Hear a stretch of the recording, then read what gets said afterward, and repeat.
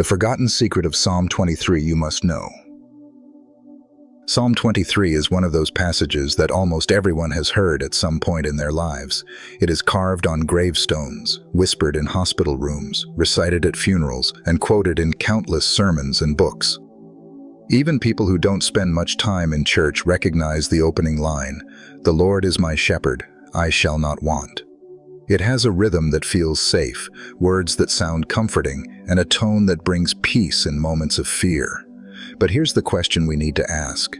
Have we truly understood what David was saying? Or have we grown so familiar with these words that their deeper meaning has slipped through our fingers? We treat Psalm 23 as though it were a nice poem to soothe us when we are sad. But David wasn't writing pretty lines to hang on the wall. He was declaring a reality, a truth that carried him through some of the darkest moments of his life.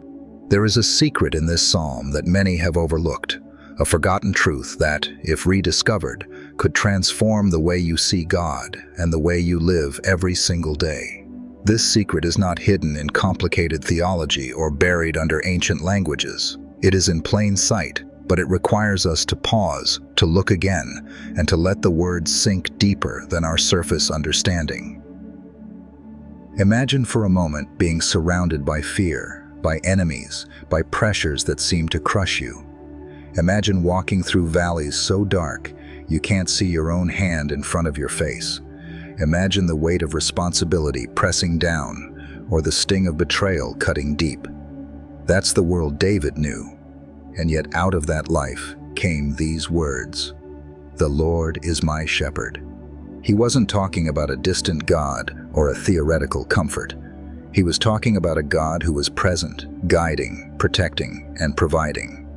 The forgotten secret of Psalm 23 is not that it is beautiful, it's that it is alive, practical, and deeply personal. This is where we begin. We begin by seeing that David's psalm is not just for funerals, not just for moments of sorrow, but for life itself. It is a roadmap for trust, a declaration of identity, and a reminder of a shepherd who never leaves his sheep.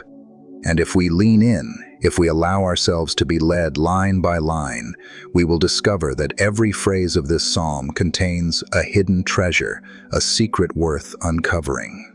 Today, we are not just going to hear Psalm 23. We are going to walk through it, and along the way, you may find that the shepherd you thought you knew is far greater, far closer, and far more personal than you ever imagined.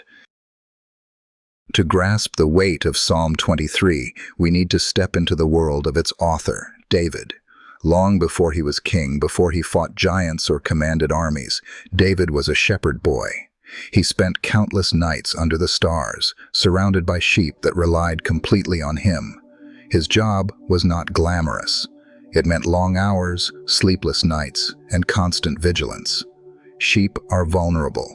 They are easily frightened, easily led astray, and unable to defend themselves. The shepherd's role was life or death. Protect them from wolves, guide them to water, lead them to food, mend their wounds, carry the ones who were weak. For David, shepherding wasn't theory. It was his daily life. And it was in those fields that David learned something about God. He learned that the same way he watched over his sheep, God watched over him. The image wasn't poetic, it was practical. When David wrote, "The Lord is my shepherd," he wasn't borrowing someone else's metaphor. He was drawing from years of experience. He knew what it meant to fight off a lion with his bare hands. He knew what it meant to search for a lost sheep until he found it. He knew what it meant to lead creatures who couldn't survive without him. So when he looked at his own life, the enemies who chased him, the battles he fought, the betrayals he endured, he understood God's care in the most intimate way. David was not a man who lived an easy life. His journey to the throne was filled with exile, danger, and rejection. Even after he became king, he faced the rebellion of his own son, the pain of personal sin, and the heavy burden of leadership. But through it all, he kept returning to this truth. God was his shepherd, not his armies, not his throne, not his own cleverness. God, that was the anchor that steadied his soul. And that is why Psalm 23 carries such weight. It is not the song of a pampered king in comfort. It is the song of a warrior who had seen blood on the battlefield and tears on his pillow. It is the declaration of a man who walked through valleys and mountaintops, who faced lions and giants, who knew betrayal and restoration. And in the midst of it all, he could say with absolute confidence, "The Lord is my shepherd." That is the stage on which Psalm 23 unfolds. Before we rush into the familiar lines, we must remember that these words come from a man who lived them. They are not abstract ideas. They are lived realities. David was both the shepherd who gave everything for his sheep and the sheep who needed a shepherd to lead him. This dual perspective gives his words a depth that is easy to miss if we only hear them with casual ears. So as we walk through Psalm 23 together, keep this in mind. David is not offering a shallow comfort. He is unveiling the character of God as a shepherd, a protector, a provider, and a guide. He is inviting us to step into a relationship as personal and real as the one between a sheep and its shepherd. And it is in that relationship where the forgotten secret lies.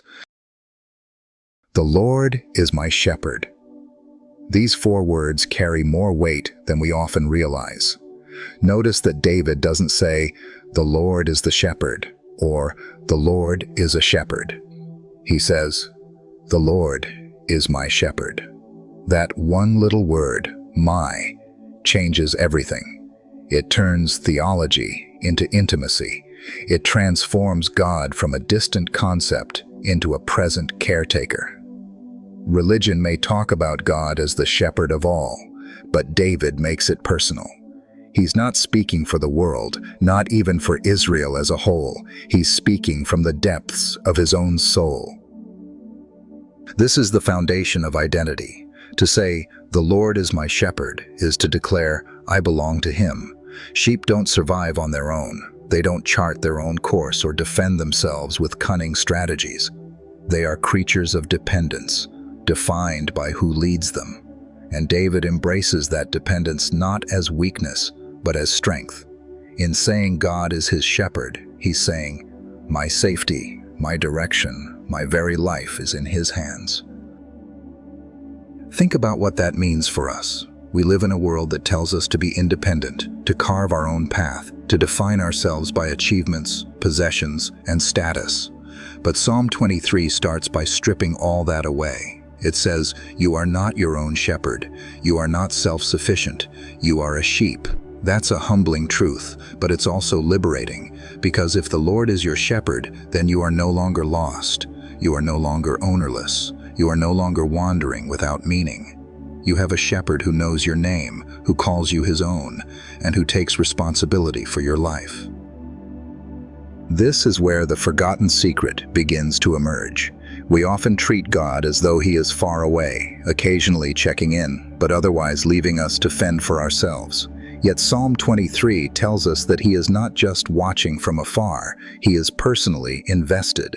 He doesn't just claim a flock, he claims individual sheep. He claims you, and when you let that sink in, it changes the way you see everything. You no longer measure your worth by what you produce or how you compare to others. You measure it by the fact that you are his. Jesus echoes this truth in John 10 when he calls himself the Good Shepherd. He says, "My sheep hear my voice, and I know them, and they follow me." The relationship is personal and relational. Sheep don't follow rules. They follow a voice. They don't obey out of fear of punishment. They obey because they trust the one leading them. And that is what David was proclaiming. A God who is not just Lord, not just King, but Shepherd. A God who doesn't merely demand obedience, but leads with care. There is a story of a young boy reciting Psalm 23 in a church program. He nervously stood before the congregation and said, "The Lord is my shepherd, that's all I want." It wasn't word for word accurate, but it captured the heart of the psalm. If the Lord is truly your shepherd, then what else could you possibly need? Which leads us to David's next line, I shall not want. At first glance, those words might seem unrealistic. We live in a world of endless wanting. Advertisements bombard us with promises of what will make us happy.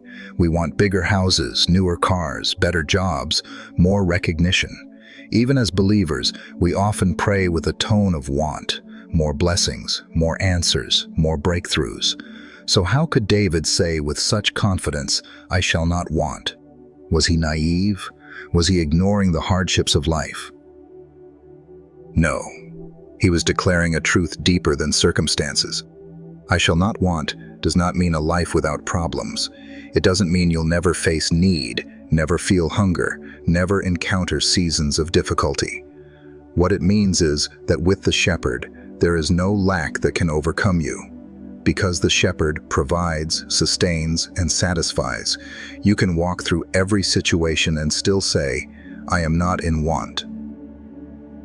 This is the forgotten principle of sufficiency. The world tells us that peace comes when our desires are met, when our bank accounts are full, when our dreams are realized. But David tells us that peace comes when we recognize the shepherd's presence. Contentment is not found in having everything we want. It's found in trusting the one who provides what we need. Paul echoes this in Philippians 4:19. My God shall supply all your needs according to his riches in glory in Christ Jesus. Notice the wording, needs, not wants, needs, not whims. David had lived both abundance and lack. As a shepherd boy, he knew simplicity and dependence. As a fugitive, he knew hunger and hiding. As a king, he knew riches and power. And yet, through it all, he could say, I shall not want. Why? Because his sufficiency was never rooted in what he had, but in who had him. The shepherd's presence was enough. There's a story of a missionary who lived among a tribe with almost no possessions. Someone once asked the tribal leader, Do you own much? The man replied, I am rich. I have the sky above me, the earth beneath me, and my God beside me. What else could I need? That's the heart of Psalm 23:2. When the Lord is your shepherd, you can walk through life with confidence that you will never truly lack what is necessary. But the challenge is that we often confuse our wants with our needs. We pray for more money when what we need is peace. We ask for recognition when what we need is humility. We cry out for escape when what we need is endurance. The shepherd knows the difference, and in his wisdom, he provides what will truly satisfy our souls, not just what will temporarily soothe our desires. To live in the reality of, I shall not want, is to live in freedom. It means you are not enslaved to comparison, not consumed by greed, not restless for what others have. It means you wake up each day and say, the shepherd has me, therefore I have enough. That is sufficiency. That is contentment. That is the secret David discovered, and it is the secret many of us forget. So when you recite Psalm 23, don't just let the words roll off your tongue. Let them sink deep. The Lord is not just a shepherd, he is your shepherd, and because he is your shepherd, you shall not want. That is not just poetry, it is the reality of a life anchored in the care of the Good Shepherd. And when that truth becomes the foundation of your identity, you begin to see life differently. You begin to rest, not in the abundance of things, but in the abundance of his presence. And that is where peace begins. He makes me lie down in green pastures. He leads me beside still waters. These words may sound gentle and soothing, but to fully understand their meaning, we need to step into the shoes, or rather, the hooves of a sheep. Sheep are naturally anxious creatures. They do not easily lie down. For a sheep to rest, 4 conditions must be met. They must be free from fear, free from conflict within the flock, free from pests, and free from hunger. Only then will they lie down. What David is saying here is that the shepherd provides all of these conditions so that his sheep can rest. This is not just about physical rest, but spiritual rest. We live in a culture where rest is rare. We push ourselves with schedules, deadlines, endless noise, and constant demands. Even when our bodies are still, our minds often run wild with anxiety, worry, and distraction. Yet here in Psalm 23, God reveals himself as the one who makes us rest. He doesn't merely suggest it, he makes us. He knows what our souls need even when we resist it. Like a shepherd who gently presses a sheep to lie down in the grass, God lovingly compels us to stop striving and to trust him. And notice the detail of the waters. Sheep will not drink from rushing streams because the turbulence frightens them. They need calm, still waters in order to drink safely. The shepherd doesn't just lead them to any water. He leads them to the right kind of water. That is how God works with us. He doesn't simply provide in a generic way. He provides with wisdom and precision. He knows what would overwhelm us, what would frighten us, and what would harm us. And so he leads us to what restores us. This is the forgotten secret of rest. True rest is not found in escaping life, but in trusting the shepherd to provide what you need. We think rest will come with a vacation, with success, with fewer responsibilities. But real rest comes when we are in the presence of the shepherd, lying down in the safety of his care. Jesus said in Matthew 11, "Come to me, all you who are weary and burdened, and I will give you rest." He didn't promise fewer burdens. He promised his presence in the midst of them. Think of the times in your life when you've been most exhausted. Perhaps it wasn't only physical fatigue, but emotional and spiritual weariness. What brought you relief? Was it achieving more, or was it finally surrendering to God? Rest is not the absence of work. It is the presence of peace. And peace comes when we trust that the shepherd is leading us, providing for us, and protecting us. He makes us lie down. He leads us beside still waters. He restores us. He restores my soul. This line reaches even deeper. It is one thing to rest the body, but another to restore the soul. Our souls get battered and bruised by life. We face disappointments, betrayals, regrets, and losses that leave scars on the inside. The soul can be weary, burdened, even crushed, but the shepherd does not ignore those wounds. He restores. The word restore here can mean to refresh, to repair, to bring back to its original condition. In the world of sheep, this is practical. A sheep can sometimes fall over onto its back, unable to right itself. Shepherds call this being cast down. A cast sheep will die if left in that position, vulnerable to predators and unable to breathe properly. The shepherd must find it, lift it, set it back on its feet, and restore it to the flock.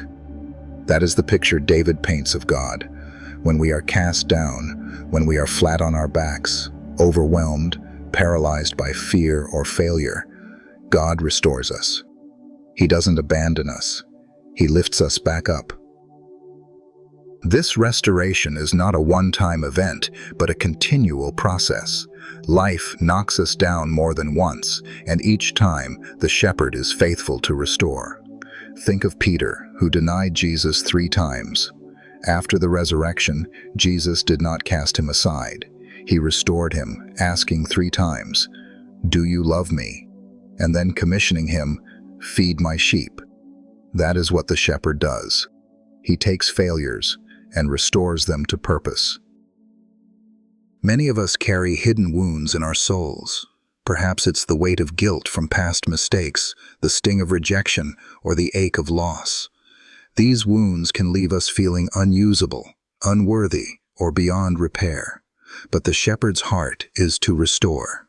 He does not just mend the broken places, he renews the whole soul. He reminds us that our worth is not diminished by our scars. In his hands, even the most broken soul can be made whole again. This restoration also speaks to the renewing of our minds and emotions. How often do we find ourselves drained not by physical labor, but by inner battles? Anxiety, depression, discouragement? The shepherd knows this, and he ministers to the soul. He brings peace where there was turmoil, joy where there was sorrow, and hope where there was despair. David knew this personally. He had sinned deeply. He had mourned greatly. He had faced betrayal and loss, and yet he could say, "He restores my soul." This is the forgotten secret of healing. God's restoration goes deeper than surface fixes. He doesn't just patch up our wounds so we can limp along. He makes us whole. And He does it again and again, as often as we need.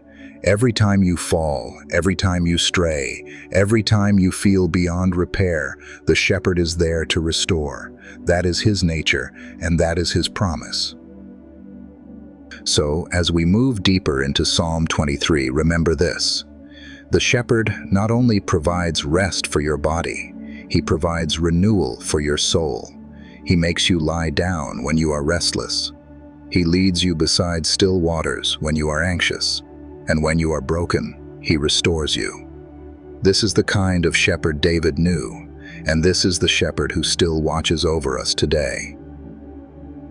Even though I walk through the valley of the shadow of death, I will fear no evil, for you are with me. This is the line that most people remember from Psalm 23. It is the verse quoted in funerals, the one etched into the memory of believers and non-believers alike.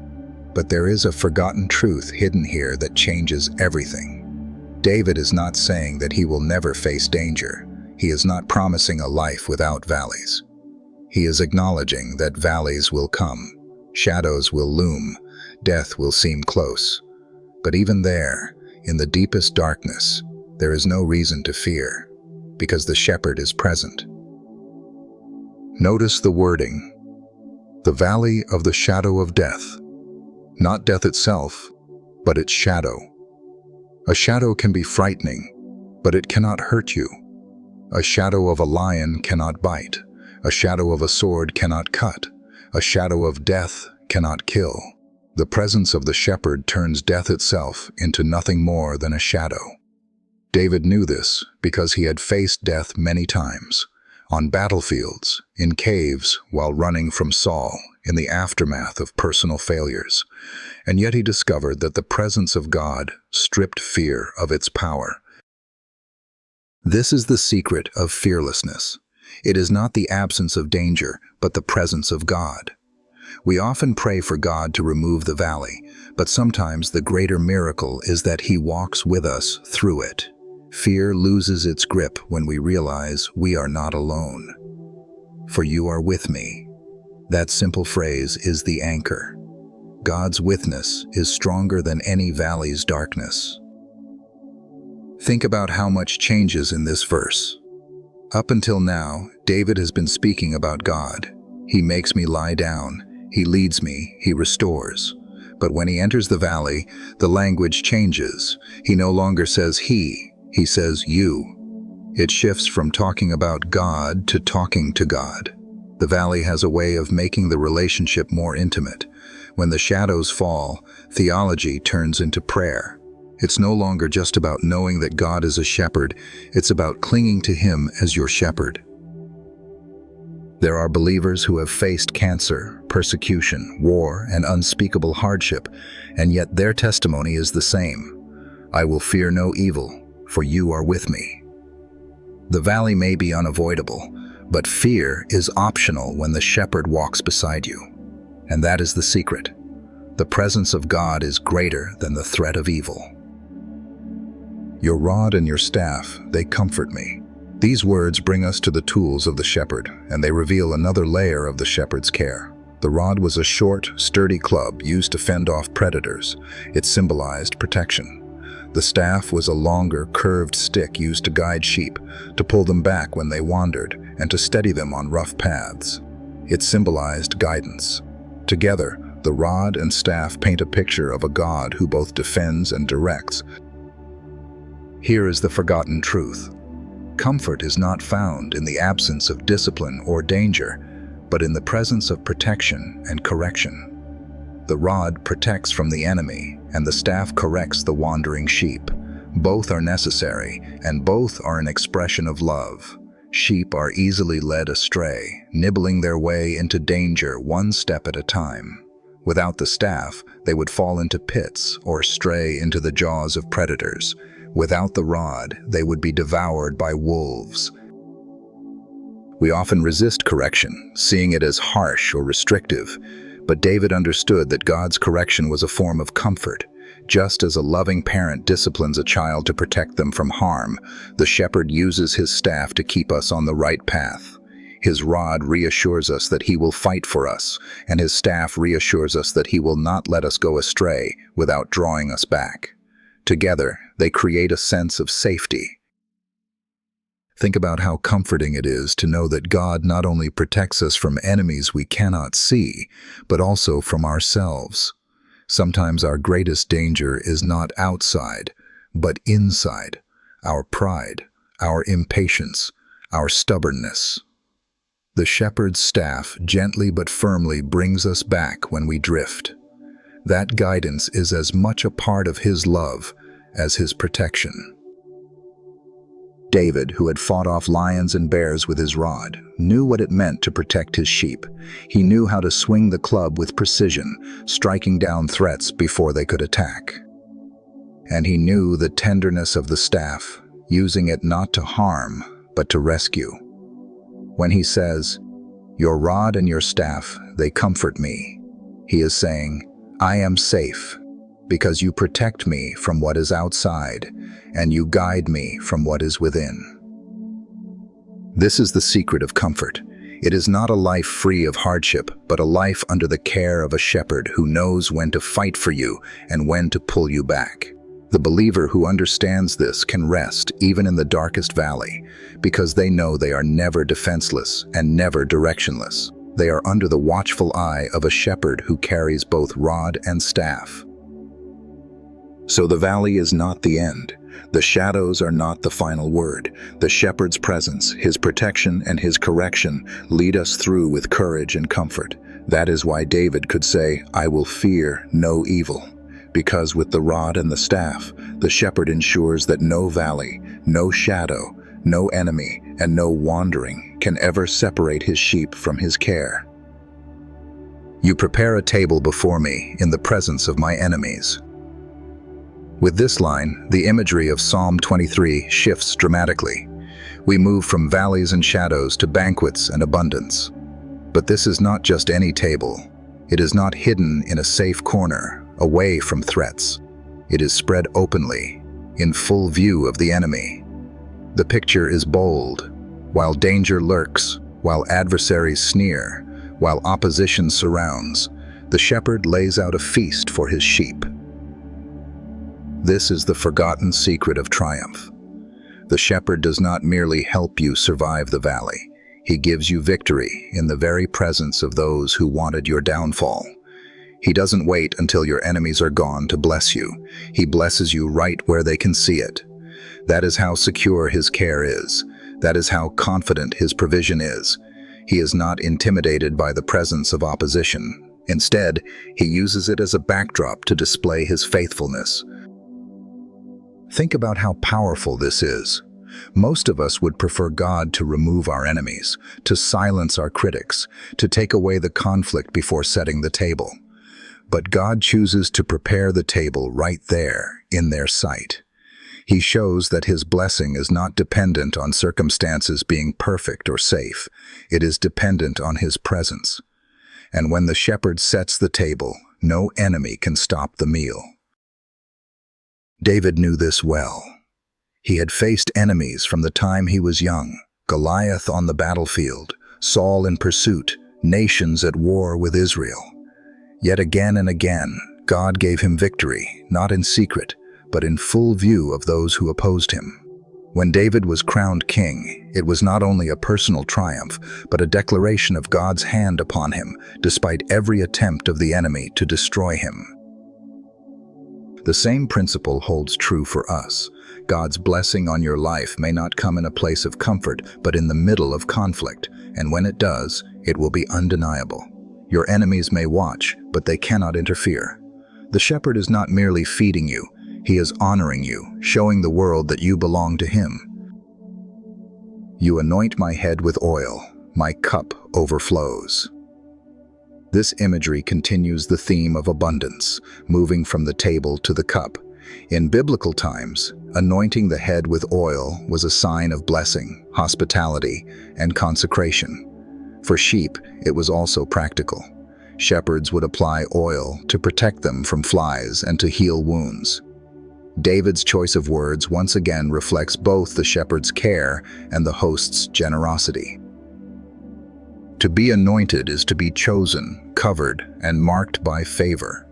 God does not simply tolerate his sheep, he delights in them. He pours his blessing over them so lavishly that it is as though oil is running down their heads, soaking them in his presence.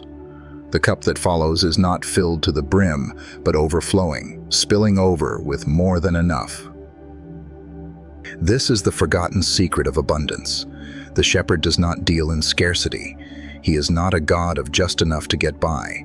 He is a God of overflow, a God who gives beyond measure. When David says, "My cup overflows," he is not describing a life without challenges. He is describing a life where, in spite of challenges, the blessings of God spill over. We often approach life with a scarcity mindset, clinging to what little we have, fearing there won't be enough. But David declares that in God's presence, there is more than enough. Abundance is not just material, it is spiritual. It is joy that exceeds sorrow, peace that surpasses understanding, grace that covers every sin. The overflow is not meant to be hoarded, but shared. A cup that overflows naturally blesses those around it. Consider how this applies to your own life. When God fills your heart with peace, it overflows into the lives of your family. When he fills you with joy, it spills into your friendships. When he fills you with generosity, it touches strangers you may never know.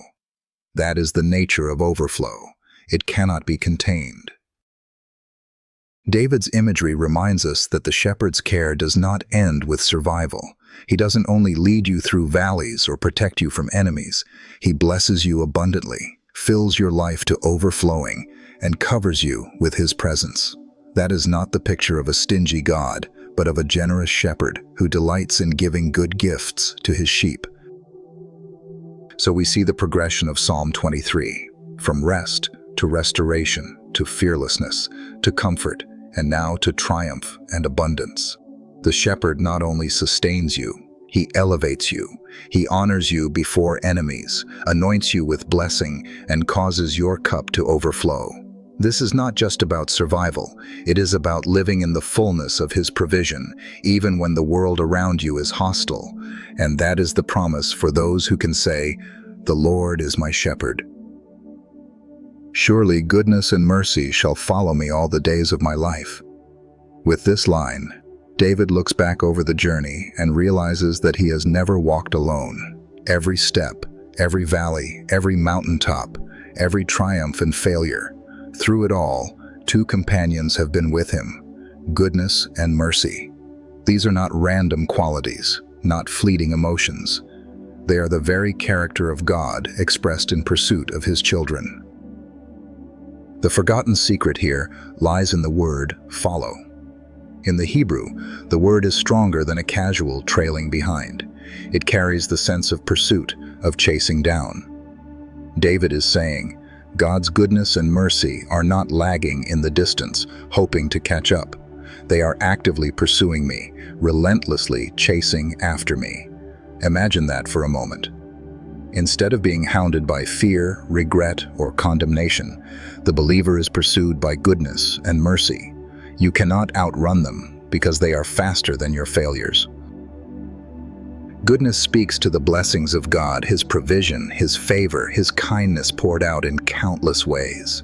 Mercy speaks to his forgiveness, his compassion, his steadfast love that refuses to let us go even when we stumble. Together they form a shield around us. One reminds us of what we receive from God. The other reminds us of what we are spared from. And David says they do not appear occasionally. They follow us all the days of our lives. Not some days, not only the good days, all days. Think about how liberating this is. We often walk through life haunted by past mistakes, fearing future failures, and weighed down by guilt. But Psalm 23 declares that goodness and mercy are greater than those shadows. They chase us down, reminding us that we are never beyond the reach of God's love. Even when we run the wrong way, mercy is on our heels. Even when we feel unworthy, goodness surrounds us. This truth is deeply personal for David.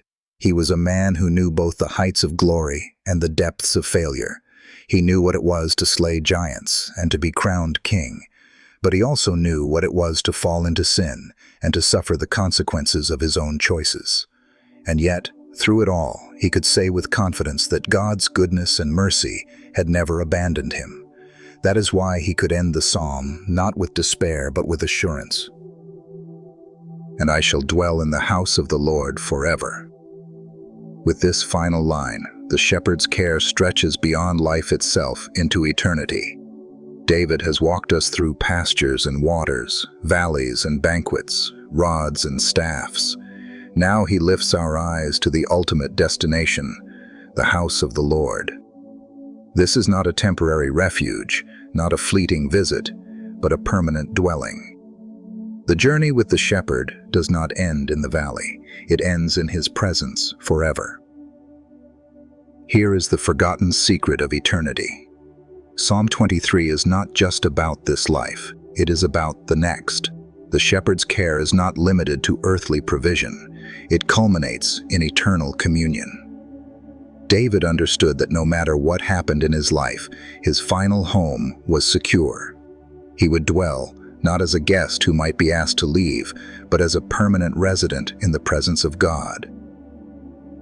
This line echoes the promise of Jesus in John 14, when he said, "In my Father's house are many rooms. I go to prepare a place for you." Just as David trusted that his future was safe in the shepherd's care, we too can rest in the assurance that eternity is settled. Death is not an end, but a doorway into the fullness of God's presence. Think of the power of this perspective. Life's valleys lose their terror when you know they are temporary. Enemies lose their sting when you know their power ends at the grave. Shadows fade when you know that eternal light is ahead. The shepherd not only walks with us through the darkest places, he leads us into everlasting joy. For David, this was not a vague hope, but a confident declaration. I shall dwell. Not I might, not I hope, but I shall. The same confidence belongs to every believer who trusts in the Good Shepherd, Jesus Christ. He has secured the way through his death and resurrection, ensuring that nothing, neither death nor life, nor angels nor demons, can separate us from the love of God. So the psalm that began with the tender words, "The Lord is my shepherd," ends with the triumphant assurance of eternal fellowship. The shepherd who provides, restores, protects, and blesses in this life is the same shepherd who welcomes us home in the next. And that is the final promise of Psalm 23. Not just daily care, not just lifelong pursuit, but everlasting dwelling in the house of the Lord. As we come to the end of Psalm 23, we find that the forgotten secret is not hidden in one single verse, but woven through every line. It is the reality of union with the shepherd. This psalm is not merely a poem of comfort for difficult times. It is a declaration of what it means to live every day in close, personal relationship with God. The secret is intimacy, knowing Him, following Him, trusting Him, and resting in Him. When David said, "The Lord is my shepherd," he was not making a casual statement. He was defining his life. He was saying, my identity, my provision, my protection, my destiny, all of it is bound up in the shepherd. The forgotten secret is that Psalm 23 is not a passage about occasional help in times of trouble. It is about a daily reality of walking with God. It is about belonging. It is about surrender. It is about closeness. Think about how the psalm unfolds when seen through this lens. The shepherd provides green pastures and still waters because he is near. He restores the soul because he cares personally. He guides in paths of righteousness, not as a distant ruler, but as a present companion. Even in the valley of shadows, his presence eliminates fear. His rod and staff protect and correct because he is attentive. He prepares a table, anoints with oil, and overflows the cup because his desire is to bless abundantly. Goodness and mercy chase after us because his love never relents. And eternity is secure because he himself has made a home for us. Union with the shepherd is the key to it all. Without him, the psalm falls apart. Without him, we are restless, wandering sheep exposed to danger, longing for satisfaction that never comes. But with him, every need is met, every fear is silenced, every wound is healed, every step is guided, every enemy is disarmed, and every day is pursued by love. With him, the destination is not despair, but dwelling in his house forever. This is what makes Psalm 23 more than words to recite. It is an invitation. It calls us to stop seeing God as distant and start walking with him as near. It invites us to trade self-reliance for surrender, anxiety for peace, emptiness for abundance, fear for confidence, and wandering for belonging. The shepherd is not simply watching over the flock in general. He is calling you by name, inviting you into a relationship where his presence is your greatest treasure. For some, the psalm has always been background noise, a passage for funerals, a comfort in emergencies, a poetic line for greeting cards. But David never intended it to be reduced to that. He intended it to be a way of life, a testimony of what it means to live every day under the watchful care of the shepherd.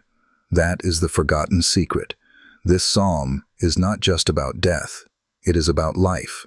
Not just about comfort in sorrow, but about direction, provision, healing, triumph, abundance, and eternity. It is not just about words, it is about relationship. So what does this mean for you today? It means you are not wandering alone. It means you are not unloved, unprotected, or forgotten. It means the shepherd is with you right now, leading, restoring, comforting, and pursuing. It means your cup can overflow, your soul can rest, your heart can be fearless, and your future is secure. The forgotten secret of Psalm 23 is that everything you need is found in the shepherd himself. He is not only the giver of blessings, he is the blessing. He is not only the one who leads you to green pastures, he is the green pasture.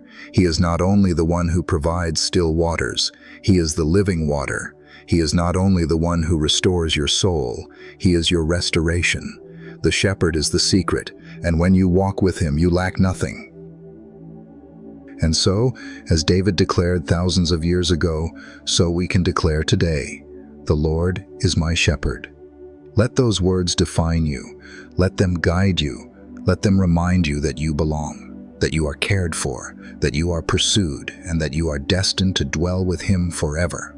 That is the secret worth remembering, the treasure worth holding, and the truth that can change your life from this day forward.